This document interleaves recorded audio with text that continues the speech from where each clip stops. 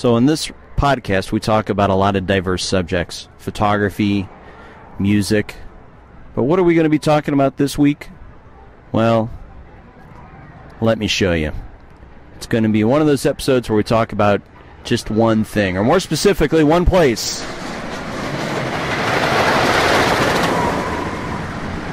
It's another podcast from an amusement park. Let's talk some coasters. Today I'm sitting here in Idaho.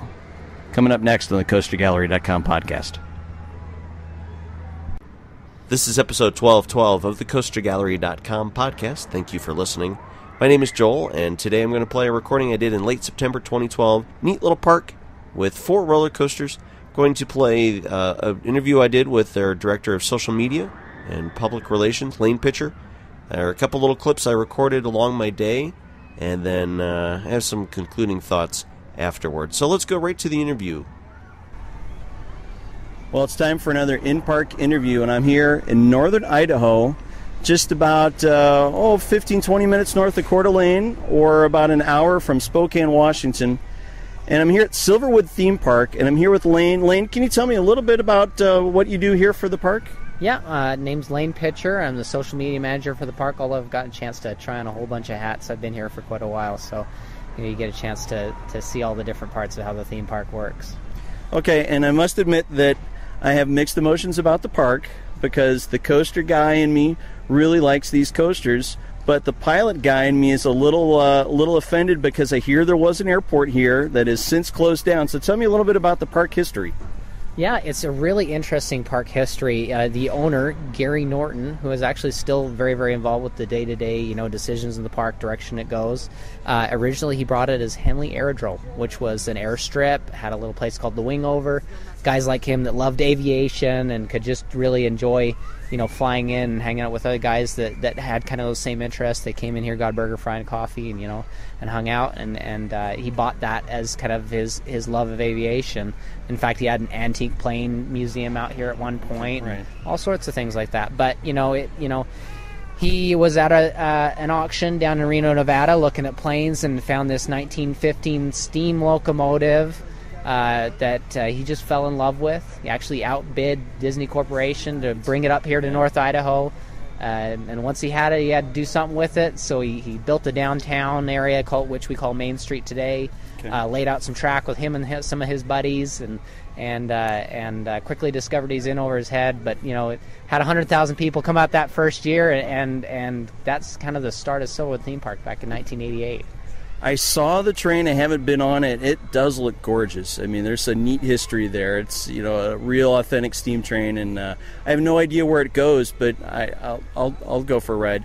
Let's switch gears a little bit and talk about the coasters. Maybe we'll go in reverse chronological order. I know your newest one is Aftershock, and again, you'll see the pictures in the video on CoasterGallery.com. But give me the brief thumbnail description of what that wacky ride is. Scary, very, very scary. I mean, it's a neat coaster. We brought that one from Chicago, Great America. Mm-hmm. It has kind of an interesting history to it. When we brought it here, worked with Vacoma, who designed the ride, and to really get it up to where it needed to be. So it has a pretty consistent, it's up consistently now. It runs great, and the best part about that, from just a standpoint of somebody who gets to walk around the park and see that every day, is just watching our guests. Because people don't start screaming when we drop them down that 191-foot spike. They start screaming on the way up, because you're just laying on your harness looking straight at the ground. It's a great adrenaline rush, and awesome, because you get to do that twice, once forward and once backwards on that one. And I will admit that I just rode it. I did not get the front seat. I don't know if that was because I didn't want to wait for it, or if it was my fear. But it's kind of like 4 abreast seating, that the outside 2 seats are a lot further away from the center line, and a pretty good view. And I will admit that is very intimidating, going up that first spike when you're looking face forward. Okay, there are 2 wooden coasters, and I haven't been on them yet, but spoiler alert, I hear some of them go underground. So tell me about the wooden ones. Absolutely. So our wooden ones really came at a point where the park was really became more of a destination in the late 90s. You first had Timber Terror, and then Tremors came shortly thereafter, a year or two. And both those coasters, great coasters. Tremors, does very well in some of the coaster enthusiast rankings, I think, every year. But Timber Terror, more of an air coaster. You've got a lot of camelbacks, and you get a lot of that, lifted out of your seat feeling. We like to say that we get a lot of air between your seat and ours. And Tremors, more of the themed ride. You got, places where the wood looks a little broken or things like that. It's themed out to that, that earthquake, distressed, type of reaction, and you get to go underground 4 times, including that first drop off the lift hill. So, very cool. Yeah. And then, was the first coaster the Corkscrew? Was that where the park started adding coasters? That was, I already talked about the train and kind of the history of that starting up. Shortly after Gary Norton, added that train, he realized that either he's going to have to grow this or bag it. And, he's not one for quitting, so he wanted to grow it. He went out and got Corkscrew and a couple other rides, and Corkscrew, of course, a very historic coaster, came from Knott's Berry Farm to us, and we're very happy to preserve that ride and still have it operating here at the park. And I think that was the first looping corkscrew coaster in the U.S. when it opened back in 1975-ish, I think. So, neat piece of history. And I never rode it when it was at Knott's Berry Farm, so it'll be a new one for me. Again, it's a little hard to describe stuff for an audio podcast, but tell me a little bit about just the look and theme of this park. I'm very impressed. It's very clean. It's very beautiful. There's just some amazing flowers. We're standing here, all sorts of neat little bird houses and plants and trees and stuff. How do you describe the look and the feel of the park to somebody who's never been here? We just try and make it better and better every year. Of course, we want people to come out and have fun on the rides. You got your general rides and your family rides and your kids' rides, but you want to kind of have that ambience, just that atmosphere where people can, I'm in a really nice environment and I can enjoy this. And it's not one of those things where you walk into the park and say, "Wow, nice flowers." But you come into the area and just everything's put together and manicured, and it turns into an atmosphere where you really feel like you can just relax and enjoy the time with your family. Okay. And here's the part where you probably won't give me an answer, but I'm going to ask anyway. I see a lot of new things at the front of the park. You're gearing up for the Halloween stuff. Any clues or hints or any thoughts for next year, or is it a little too early to be asking about 2013? I'll be honest, it's a little too early. We've got, as a family-owned park, we sometimes make our decisions a little quick around here. I remember when we put in Aftershock, the September of the year before that went in is when that decision was to purchase it. Okay. And so, we're right on that. We're right on that edge, and you never know. But of course, the Silverwood's strategy is a growth, and you either grow in this business or you die. And so, there's always going to be something new out here, and we've got some new plans for even Scarywood that's coming right around the corner too. So, well, I saw some 3D something being built. What was the 3D sign that I walked by for Scarywood? Yeah, we've got a new attraction this year, 3 Dementia. Scarywood is kind of a new endeavor for us. We've only been doing it for a couple of years now, and we're every year we've tried to add some new attractions. It was definitely an experiment the first year, and I think the second year we came back roaring with our first really truly top-notch haunted attraction, Blood Bayou. I think this year we'll have a great attraction with 3 Dementia. It's got over 4,800 square feet of 3D scares and fun. So it's end of September here, so I think I'm just here a couple weeks too early. But I'm stuck with my schedule. There is a water park. I haven't even set foot in it, and I'm not even sure this late in the season if it's open. But can you give me the thumbnail sketch of the water park? Yeah, it's not open this time of year. We usually open that first part of June through Labor Day weekend, so it's closed this time of year. But it was an incredibly popular attraction when it was added in 2003. We doubled the size of the water park again in 2007. So right now, you've got some speed slides, some tube slides, you've got a lazy river, 2 children's play structures. We've got 2 22,000 square foot wave pools, and then 2 family rafting rides, both of which cascade down its own mountain and into a valley, about a 70-foot structure altogether. Excellent. Well, Lane, thanks for taking the time out of your schedule and showing me around the park. And I need some time to go ride some roller coasters because, like I said, there are 3 of them here I haven't even hit yet. So thanks a lot, and thanks, everybody, for listening to the CoasterGallery.com podcast.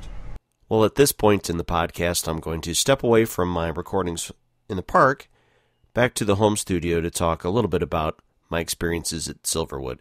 You know, I had a really great day that day. That was my first trip to the park, and I was so pleasantly surprised. It was such a nice park, fabulously friendly employees. I loved the little old-timey uniforms they had.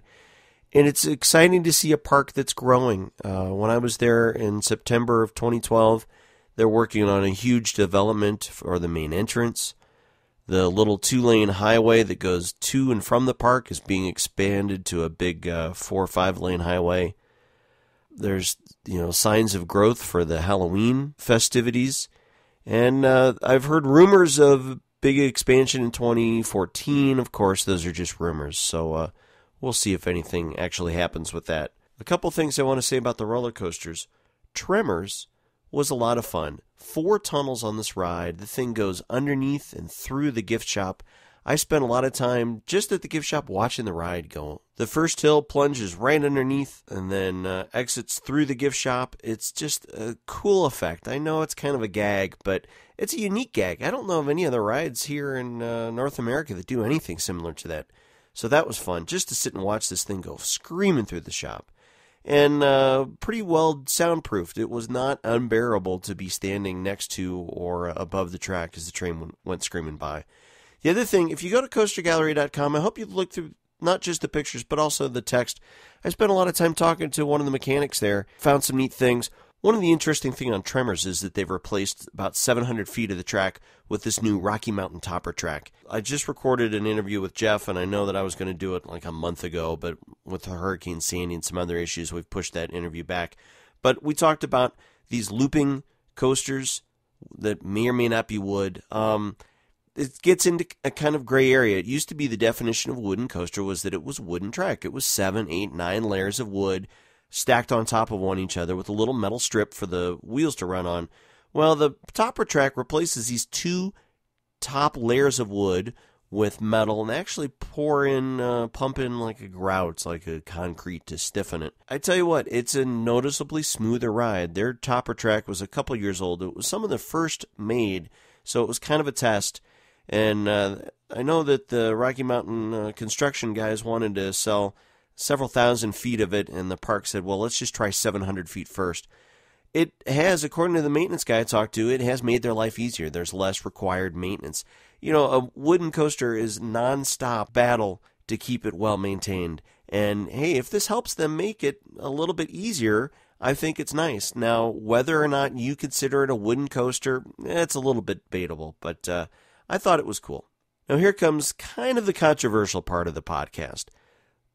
Aftershock, which was known as Deja Vu when it was at Six Flags just outside of Chicago. I've got a troubled history with these troubled rides.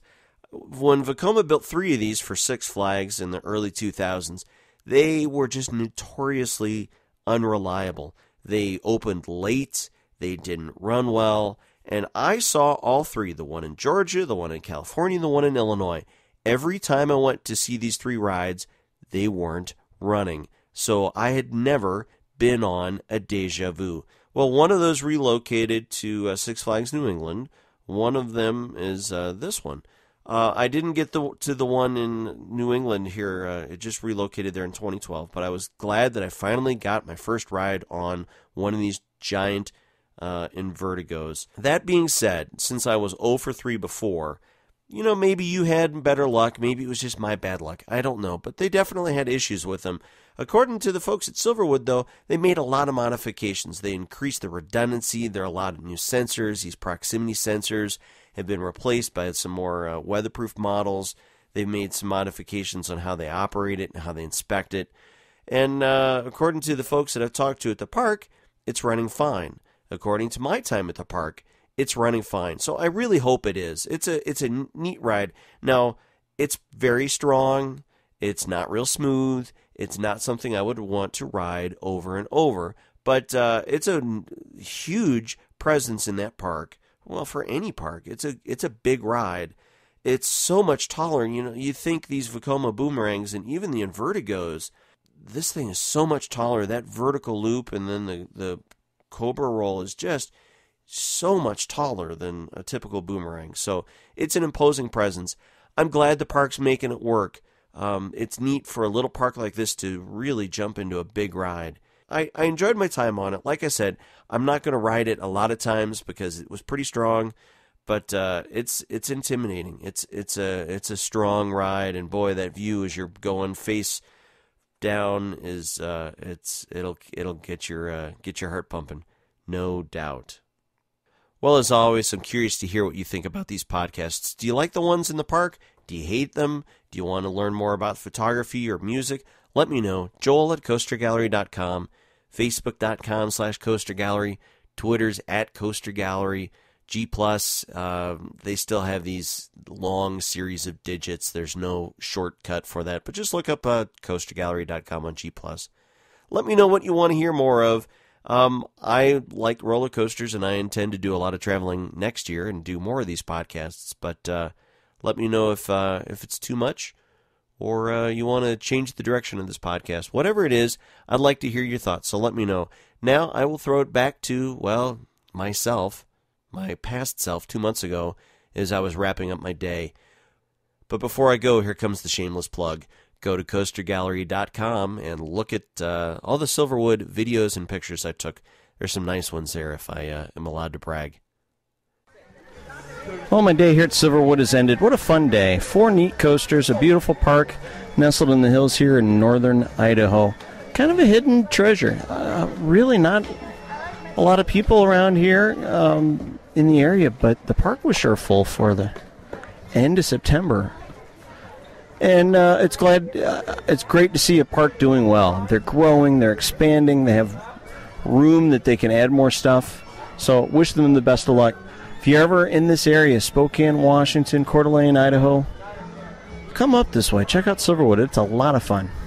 Well, thanks for listening to this week's CoasterGallery.com podcast. Hope you enjoyed it. Hope you go and do something out there this week to have some fun yourself. Bye-bye now.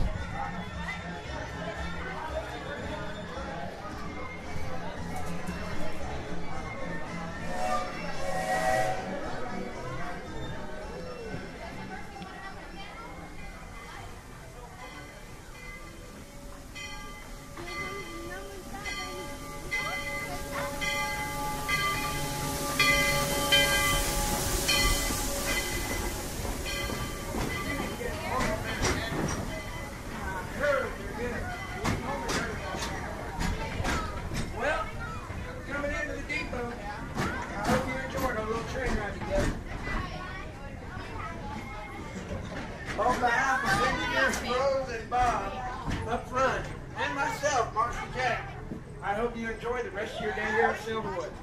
But if you enjoyed the show, let's make some noise!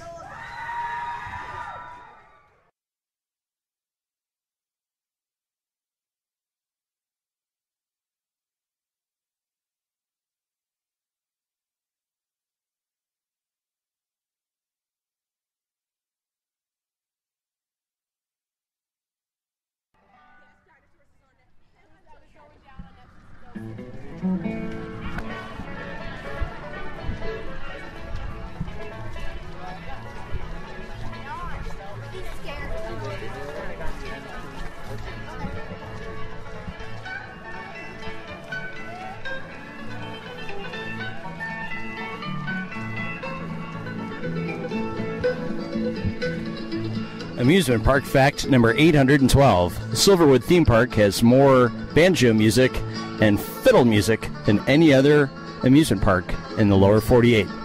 That is all.